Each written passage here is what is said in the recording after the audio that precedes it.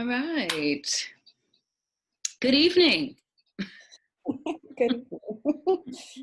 Hi, hello. To reach out and touch somebody. Okay. Okay. So this is a conversation that has been quite a while in the making, right? For a muffled sound underwater, curated by Alterance Gumby and Taraku Shifara. So this is just two of the six artists in that show. That is right. So the six entirely are the two lovely folks that we have joining us, Tsedaye Makonnen and Marvin Toure, as well as Dominique Durosso, Taraku and Alterance, who I've already mentioned, and Turquoise Dyson. So we are really in such great company. And I actually think, considering the subject matter of this show, this outbreak is a really interesting moment, and I think there's a lot of connections between what's being explored in this work and where we are right now. And I don't know that we've all talked about that, but this just occurred to me as I was kind of like, figuring out how I was going to introduce this. So if I may sort of begin framing our conversation by sort of just reading from the essay really quick. Is that cool with y'all? Yeah. Organized by abstractionists Alterance Gumby and Taraku Shifara, A Muffled Sound Underwater, a group exhibition featuring the pair's work alongside that of Dominique Durosso, Turquoise Dyson, Tsedaye Makonnen, and Marvin Toure, is at once an engagement with and activation of the legacy of the color Black in the history of art, and a celebration of the multivalent culturalities employed in the Black diaspora. The exhibition's name is inspired by a passage in Fred Moten's seminal text, Black and Blur. Moten discusses the position of Blackness in modernity, the codification of language through which Black people and thereby Black cultures have been suppressed, obscured, at once visible and invisible, audible and inaudible. He imagines the collective voice of Black people being distorted through the waters, the ocean that brought many of our ancestors here and changed the manner in which Black skin is seen. The show seeks to be an unmuzzling, shifting a distant echo into a cacophony of Black voices and beating Black hearts. Individually, these artists' work asks questions of the function of Black as a color, as a value, as a stand-in for culture, identity, and the environment. For each artist, the hue functions as a signifier for formal considerations within the material elements of their work toward the formation of a new canon. A Muffled Sound Underwater is a conversation about form, energy, experience, and space itself. It is a reference of a reference of a reference, a study of how methodologies of representing Blackness shapeshift toward the absorption and reflection of historicity, emotion, and the ideas we hold and transfer about ourselves and each other. It is about the strategies for how we have, will, and shall continue to get over. In consideration of just like how a pandemic like this one develops in terms of all of the movement of bodies that is necessary in order for something that started in a sort of remote province in China to make its way to everywhere in this way is very much akin to how I think about the history of the Black body in modernity in a way. So actually, I think, Tsedaye, this may be a good place to begin with your work in terms of how you seek to connect all of these ideas. My piece in the show is called The Astral Sea. This work comes from a few years of connecting dots between the Black Mediterranean and the Black Atlantic for me. My work is very interdisciplinary. It is sculpture, performance, textile. All three of those kind of come together for this show. And it's very research-based, my practice. And basically what I'm looking at, and within the context right now of the pandemic, that's been very tragic and interesting at the same time, is like looking at how Black migrants move through the world, and how Black bodies are treated across borders, wherever, whether it's here in the U.S., it's at the U.S.-Mexican border, or from Africa into Europe. But basically, I create these light sculptures.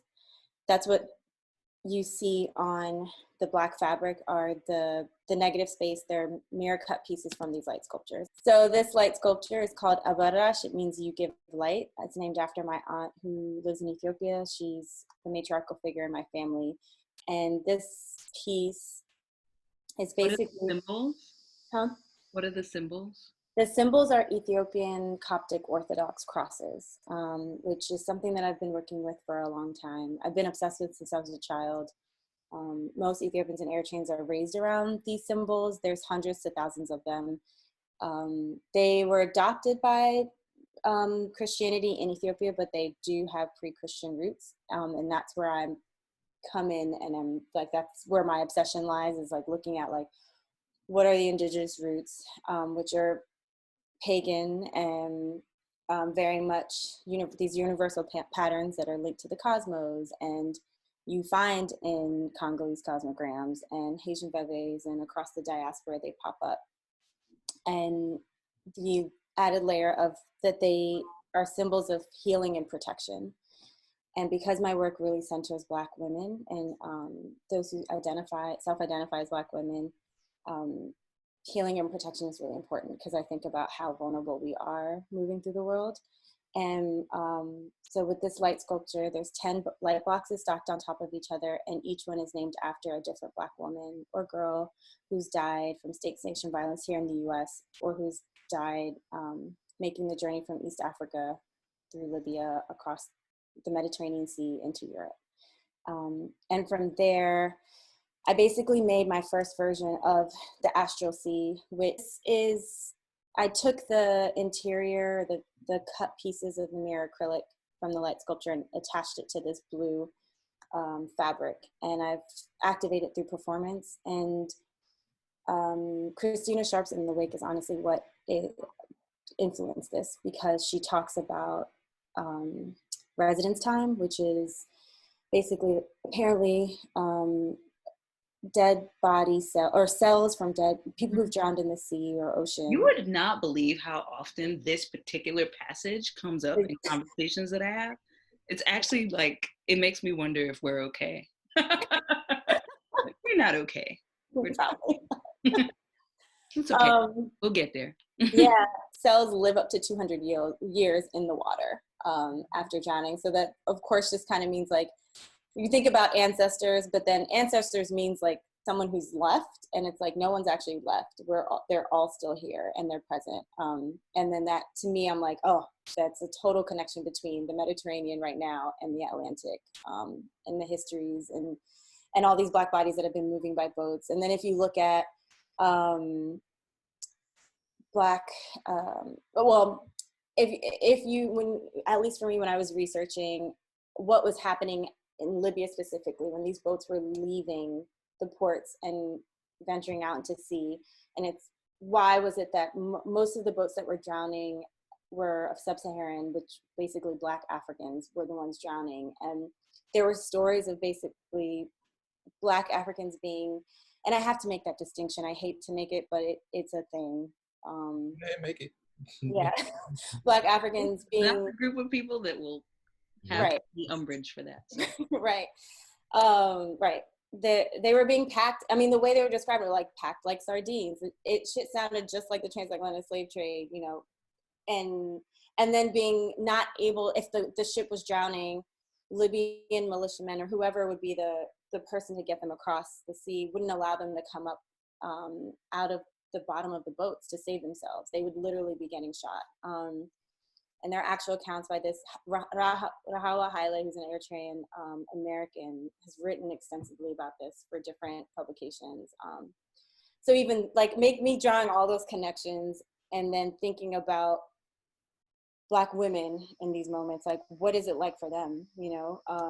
And when you look at the statistics, and I know, Niama, you like, a lot of this is like research that you've also done too.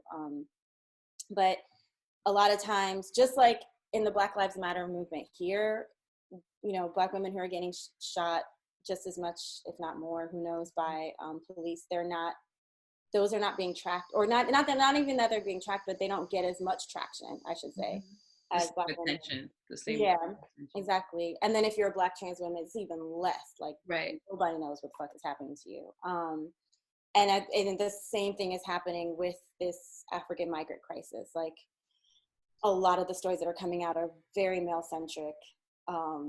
No one's really talking about the women and what's happening to them. So fast forward to the solo show that I did in December. I named it after Sun Knights and Nahom Tadissa, who were in my original 10 light box stack, my 10-foot tall piece. But I named it after them because she was a 19-year-old who killed her 6-month-old and then killed herself in a detention center in Germany. And that was from that show, which I made 50 light boxes. And then from those laser cut pieces from the Ethiopian Coptic crosses are what you see now on the piece that I have at the Latchkey Gallery. And for me, every time I do that, it's like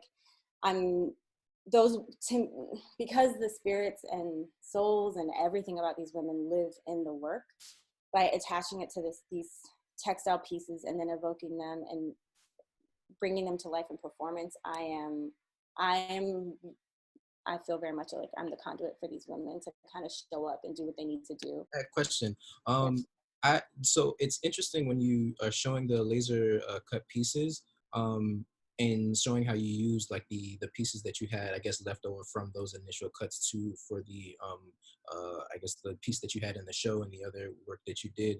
I was wondering if the idea of negative space, just in the context of what you're saying, when you're looking back at the piece, what is that, where does your mind go when you look at those pieces now? Just in you talking about like the remnants of ancestry and how, and people, bodies staying, the cells staying a lot in the ocean, and then also these women not having the same media coverage as the men that are in these same space. It's like that. What is, I guess, conceptually the idea of negative space as it pertains to the negative space that you're actually using to create more works? Because of this invisibility.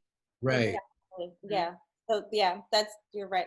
This is why I'm like nodding like a mad person. Like, yeah. Right. Yeah, no, it's totally intentional. It's like using the negative space of these light sculptures, it further abstracts the work, but then it's like also speaking to the fact that these women are invisible. And I'm taking this invisible space and making it visible. Yeah. And then the mirror, yes. Yeah.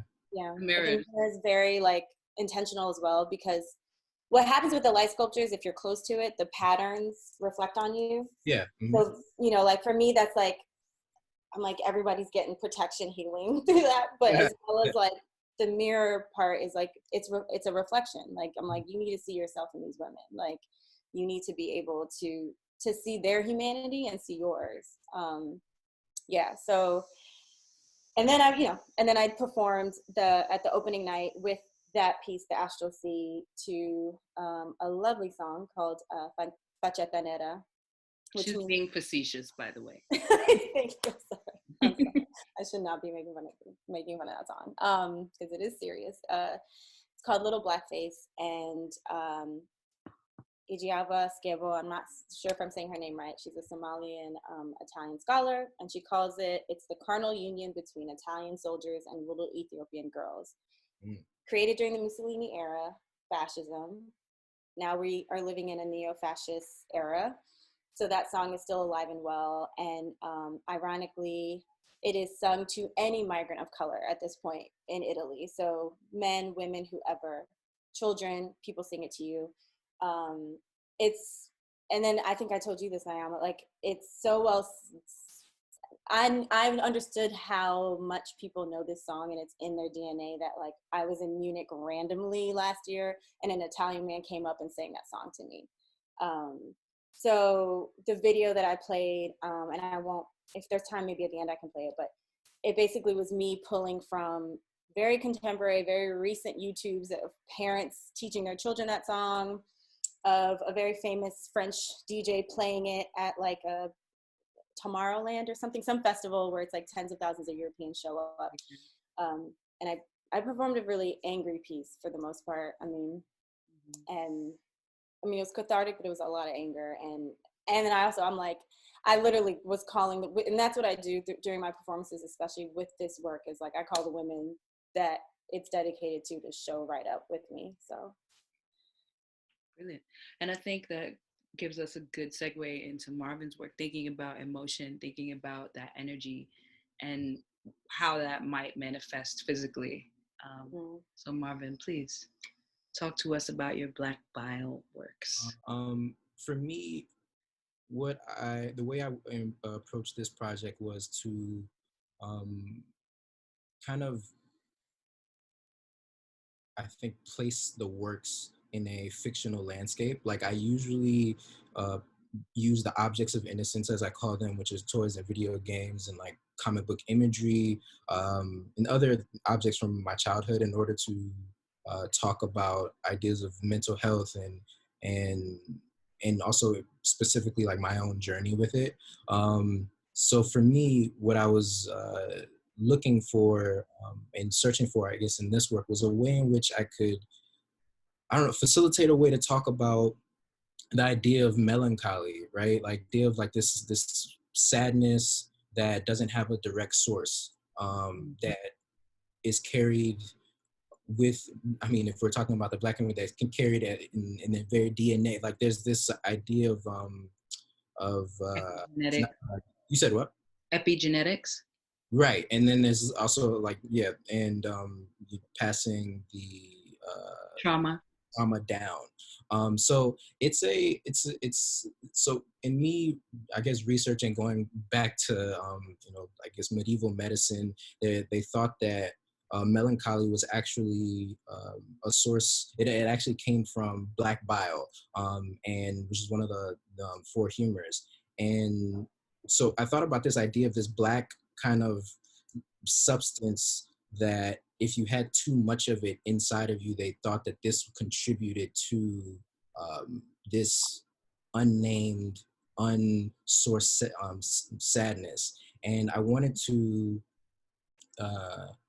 anyway, play with that idea and really interrogate it. So I've been, I guess, working with this idea of a toy company called Black Bile Toys, where they created toys instead of toys being created in terms of these like aspirational objects or objects for that kids play with for fun and to aspire to be a doctor, a lawyer, whatever, or a Power Ranger. You want to be a Teletubby or anything of that nature. It's like what are these what if they made objects specifically that were geared towards this kind of unnamed, unsourced emotion. So in this work, I wanted to really use the materials that I was, I guess, employing in each piece to kind of parse out and that emotion. So in some of these pieces, you're seeing different body parts at different scales, different elements from different pieces together, and that's a technique that I use called like kit bashing, where I will pull different pieces from different objects and bring them together and then create on top of them and build on top of them with different materials. And I think for me, it's a way in which to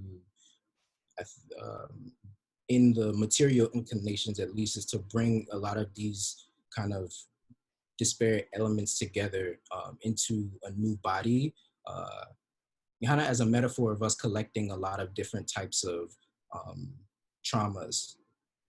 This idea kind of really developed from my first, I guess, solo show that I had in 2018, and that one was called Figure 27, the unknown mutation, and that was really about what would happen if our emotions manifested as physical mutations. So if you if every time you were discriminated against, you grew a rash of crystals on your arm, what would you look like at 50? If every time, you know, somebody made you feel, every time you felt happy or you felt a deep sense of joy, you grew, I don't know, a golden lock or something, like what would you look like at 100? So it was those kinds of ideas and that kind of interrogation that led me to work with these objects and to create that. So I grew crystals on a lot of these objects.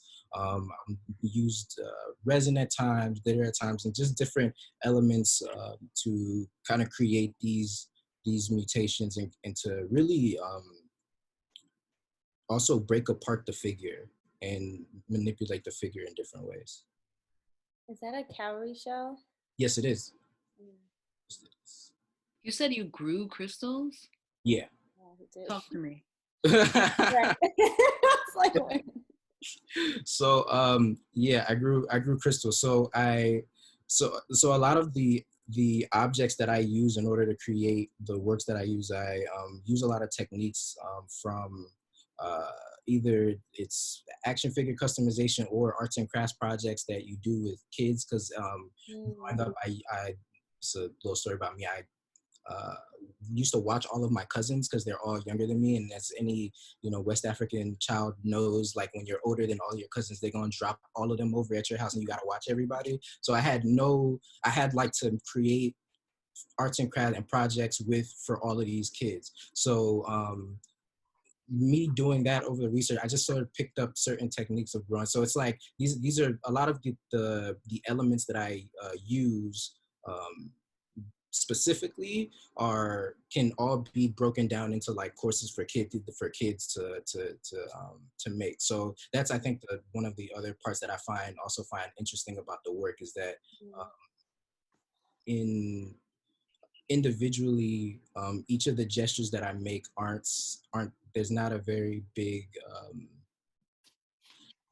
I guess threshold for entry and trying to figure out how to engage with a certain specific type of material in order to make the actual object. It's more so about pulling these very simple gestures that you can teach anybody in order to create something bigger, right?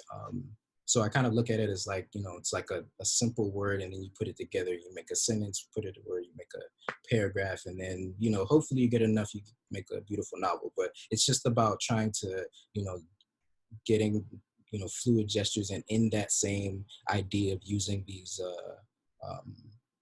techniques from adolescence and childhood in order to create these works. There's a certain innocence in it, I think. This is literally the word that had just popped into my mind. And so thinking about that, are you reclaiming innocence in a way then?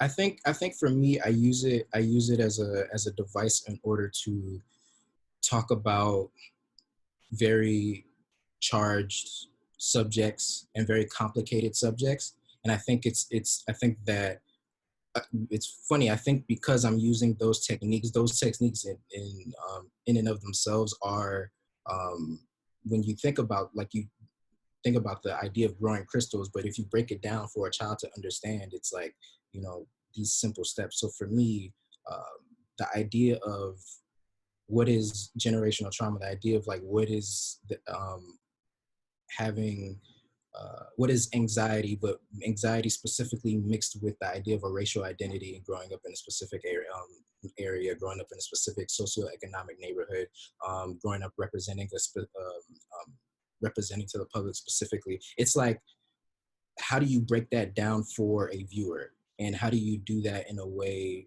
where they are disarmed initially and forced to engage with ideas that they may not have wanted to engage with. So I think for me, I use the innocence as a didactic tool, really, and a disarming tool to get people to engage with these ideas. So Dominique has been adopting this practice. She's been working on this work where she's only using Black materials, Black paint, Black bubble wrap. And I think for her, it's a really interesting opportunity to discuss the varied positions, experiences, etc., of Blackness. Marvin, I know that you are part of how she ended up coming into the show. So if you could briefly, I do mean brief because we have just a few minutes left, kind of talk about this work for a minute. Um, for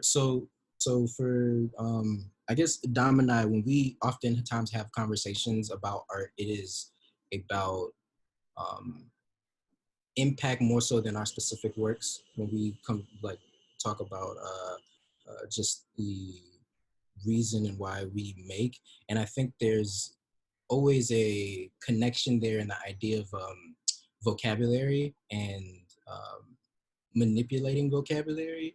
I think when from like the Ivory Coast, and we have like this language called Nushi, and then talking about Creole, it's like there's this idea of like speaking in code and it deriving from something uh, from something else, but also being specifically talking to your people. And I think that I guess in us briefly talking about the works that she had in this show, there's a very keen um, concentration on embedding codes in this work, embedding codes for the people that understand it, and yeah.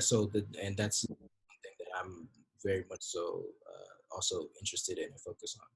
And I just wonder about both of you, your impressions on just the interplay between everyone's work. I don't know if you've had a lot of time to think about that, but I think there's a lot. As you may remember, when I was writing the essay, I hadn't seen anybody's work because none of the work was finished. Right. So, now to stand back from it and actually look at the work and just the ways in which things sort of riff off of each other. Obviously, yes, all of the work is inclusive of the color Black, but it's beyond that. It's much more connected to the content and the formal elements of your work or of your practices across the board. I think what I find kind of fascinating, I mean, this is more so from hearing what Marvin shared, but like I was really drawn to the crystal part, the crystal growing part, and just like thinking about how spiritually like crystals have a lot of healing properties. And then you saying that like that's something that can grow out of someone based off of our different like things that we're experiencing or that's being projected onto us. And then it just made me think how, even in my work, this is something that comes up of just like, yeah, we're dealing with all this like shit of moving through the world as Black people, but we have like the running theme is like we have the tools that we need to like survive it, heal from it, move through it. And I think that comes through in other people's work. What I got from the show, I think walking around after the install, was again on this idea of like, embedded codes and vocabulary. Having a background in architecture, like when you have a plan, like if you just give somebody a building plan who, for instance, doesn't, I guess, know what all the symbols mean, like they'll kind of maybe understand, okay, I'm looking at the top view of a apartment building or whatever you're looking at the time.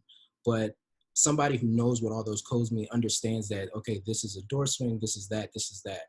And I think that we as artists, we specifically as Black artists, imbue our own cultural specificity in the works that we make. And I think that even though, and I think what's beautiful about this entire exhibition is that even though visually all of us are, I guess, playing with the same palette in one regard, there's a very keen and very particular language and very particular set of codes being expressed by each artist individually. And I think that it not only speaks to the idea of obviously Blackness isn't a monolith and that there's a multiplicity of ideas and thoughts, but I think it also speaks to the I think the richness in this exploration and in the ways in which that we decided to make our gestures and statements in a way. Yeah, it's just a really interesting dynamic to see, you know, all of these things come through. It's just like you're walking through, and it's not uncommon for instance to walk through to be in any um, nation in on the continent and not have multiple different ethnic groups being represented in a particular area and in a hub. And it's like the idea of, and with their own culture, own kind of spiritual practices, own language, right? There's over 60 some odd different dialects spoken in the Ivory Coast alone. And it's like the idea of being in a group show where we're all kind of, you know, coming from this, a similar departure point visually. It's just really, you know, striking to see how nuanced each piece is and how nuanced each kind of work is conceptually. Mm-hmm. Mm-hmm. That may be a great place for us to end. Mm-hmm. Thank you both so much for these incredible insights into your practice and to these specific works that you shared this evening. And of course, thank you for your time as well. Thank you. Thank you so much. All right, y'all. Have a good night.